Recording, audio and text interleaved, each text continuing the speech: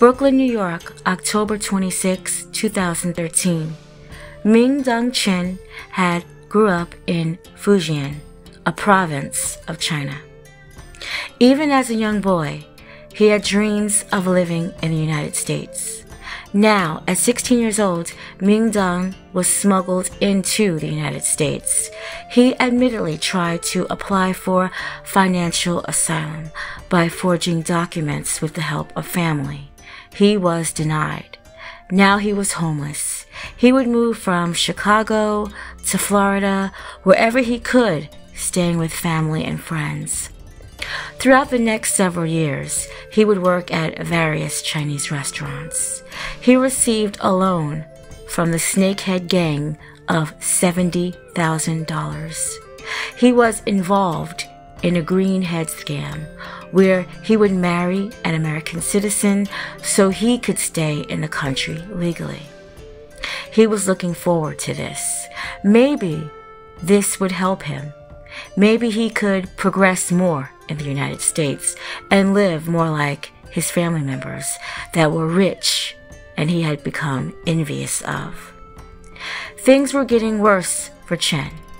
He had recently gotten fired from a waiter job and became unemployed and transient.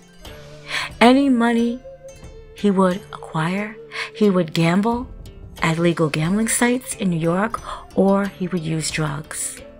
On top of that, the woman that he was supposed to marry had ran off with the $70,000 he'd given her.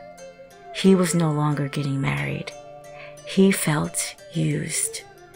At 25 years old, Chen would move to Brooklyn, New York, the Sunset Park neighborhood, to stay with his cousin Yi-Lin Zhao and his wife Chao Xin Li, and 4 young children. Besides the young children telling him, do this, do that, it was a way better life than Flushing, Queens, where he had came from. He referred it as a mahjong spot. He said he barely could get any sleep there, and he also got along with his cousin's wife. It was a better fit for him. However, Shin was still mad.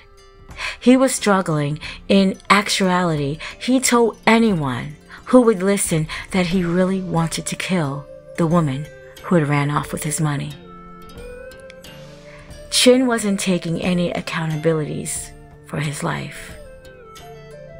His cousin had threatened to send him back to Flushing if he hadn't shown any kind of improvements.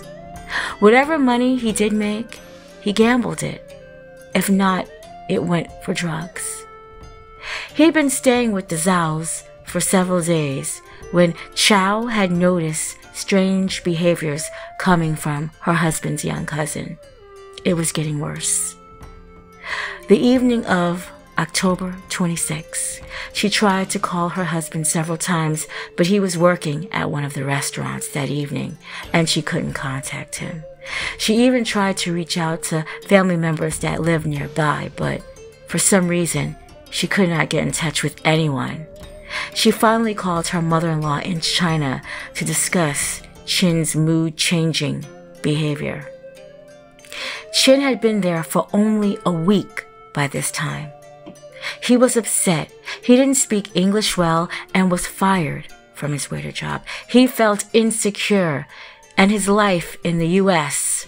was not good for him. He was jealous. His family members had become successful entering the States, but he was not. He didn't want to go back to Flushing's. He wanted to find that woman who had taken all his money. He wanted to kill her. Life in the U.S. was not what he thought. He snapped. Chao's mother-in-law would hear her scream, "He has a knife," and the phone fell silent. Chin had picked up a meat cleaver and started to slash. Chao Zhen Li, 37 years old. Linda, 9 years old. Amy, 7 years old. Kevin, 5 years old. William, 1 year old. All 5 of the family members were brutally slashed. The 1-year-old was so badly stabbed, he tried to suffocate him.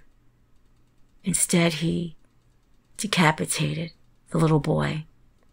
Chow's fingers were amputated from trying to shield her son against the attacks by Chen.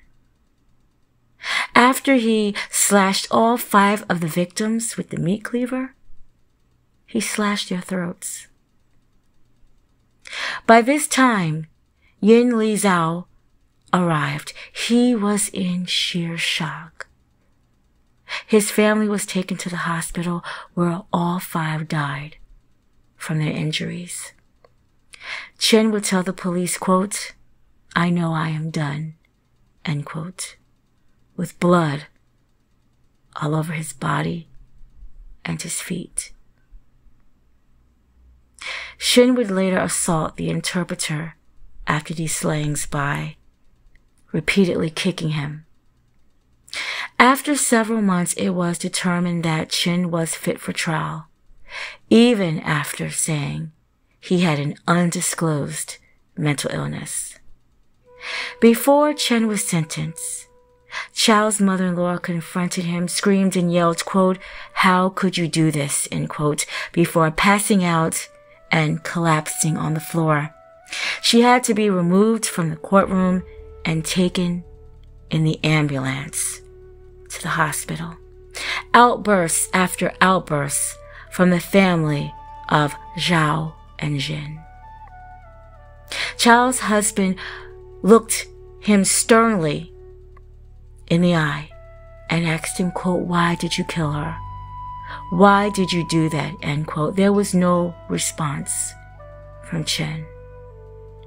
On October 7th, 2015, at 27 years old, Chen was sentenced to 125 years in prison.